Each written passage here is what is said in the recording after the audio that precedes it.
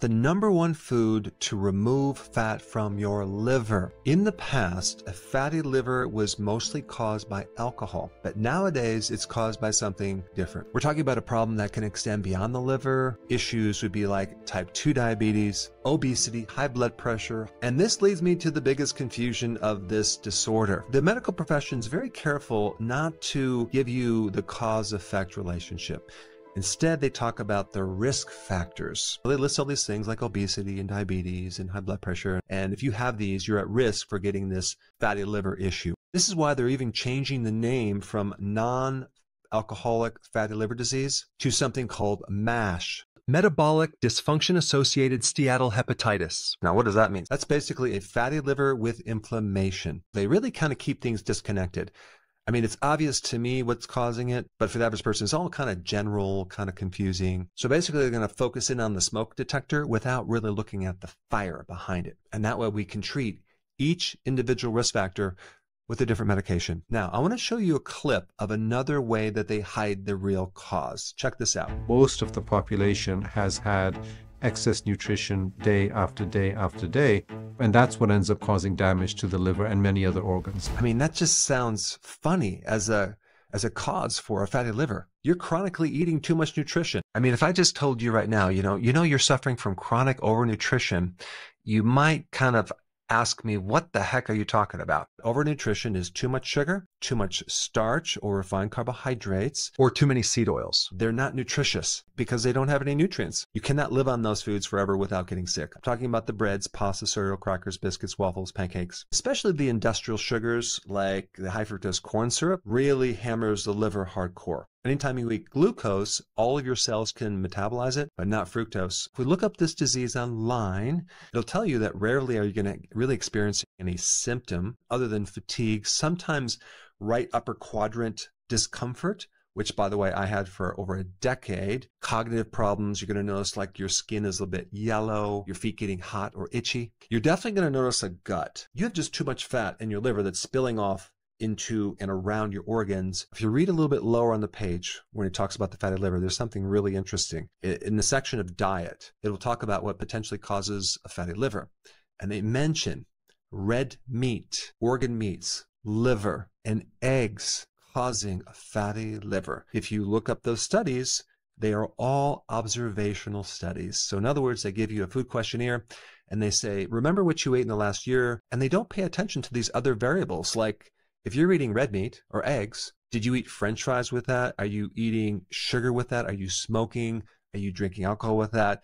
They're not really looking at these other factors. So these observational studies are worthless and you don't want to use those. It's the worst type of science. And when you want to manipulate things and have the media put out certain things, you're going to use these observational studies. I mean, if red meat, liver, and eggs cause this fatty liver epidemic, then why did this explosion, this epidemic of a fatty liver occur after we reduced saturated fat? Could it possibly be because we dramatically increased our refined carbohydrates? There is data to show that if you go on a low-carb ketogenic diet, you can reduce 50% of the fat off your liver within a few weeks. The question is, what should you eat? The last one is going to be the most powerful. Number one, grass-fed red meat. It's not necessarily just beef, it could be lamb as well. What's so special about that? It helps to restore your insulin problems and your blood sugar. It has high quality protein, it has zinc, it has copper, coenzyme Q10. All of these nutrients are super healing for the liver. Number two, eggs, because out of all the nutrients that help protect you against the fatty liver, that nutrient is choline. And guess what? Egg yolks are very high in choline. Egg yolks are zero carbohydrate. Anything that is zero carb is going to help reverse a fatty liver. Number three, cruciferous vegetables, especially if it's fermented in the form of sauerkraut. That will help support the liver going through its detoxification. The fermentation part of the cabbage really will help in removing the fat from the liver. The other cruciferous vegetable that I consume a lot of is arugula. It's slightly bitter. I put my extra virgin olive oil on there, and I also sprinkle some nutritional yeast on there. Makes a great salad. Plus, when your microbiome eats some of this fiber, it gives you all sorts of additional cool things that will help your blood sugar as well. Next food on the list is wild-caught salmon or other wild-caught fatty fish that have not only a lot of nutrition and protein, but they're very high in omega-3 fatty acids. And what these omega-3 fatty acids do to the liver is help reduce inflammation. Omega-3 fatty acid is really beneficial to help the liver in many different ways. And cod liver and cod liver oil. You talk about taking your omega-3s to the next level. You just get a lot more. Next one is broccoli sprouts. What's so special about broccoli sprouts? Well, you're dealing with a cruciferous vegetable which has sulforaphane, which does a lot.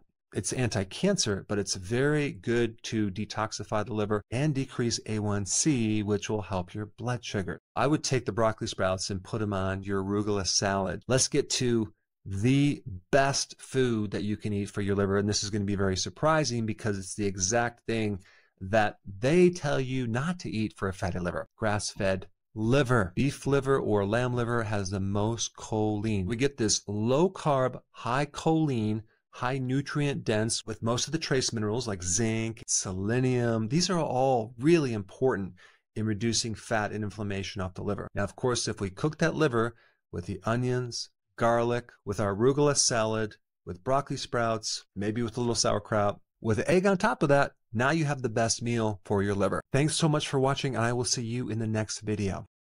Hey, before you leave, I just wanted to give you a little quick history on some of the books that I wrote.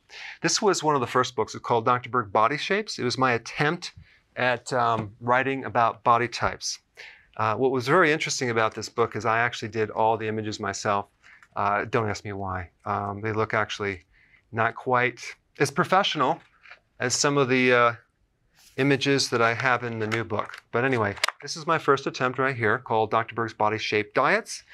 And then I wrote a book more extensive called The 7 Principles of Fat Burning. I don't even have a copy anymore, actually, because it's outdated. The next book, I put about 1,000 hours into this one right here called The New Body Type Guide. Major updates on the body types. I put a lot of energy into this. It has professional images, graphics, all sorts of things.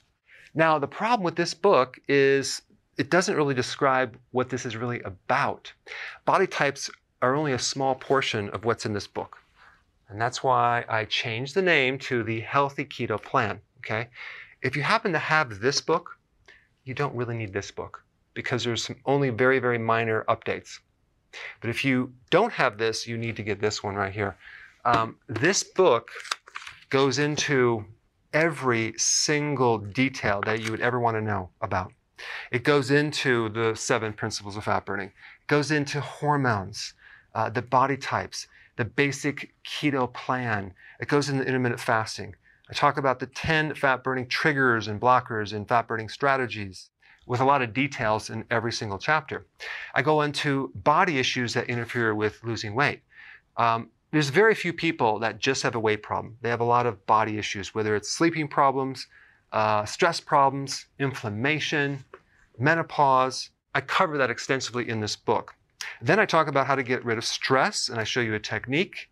Then I get into exercising. And then I have a lot of really good recipes in this book as well. So this is a good reference guide.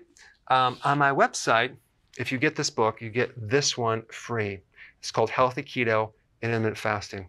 This is the shortcut, quick guide to this book. And the reason I created this book is to have you, within 45 minutes, learn how to do keto, okay, in intermittent fasting, exactly what you need to do. Then you can fill in the blanks with this book right here. So right now I'm doing a special. If you get this book, you get this one totally free, or you can go to Amazon and get these individually. So I just want to clarify the difference between this book and this updated one right here. If you don't have this, you need to get this right here. That way you can get the exact correct information to do it healthily.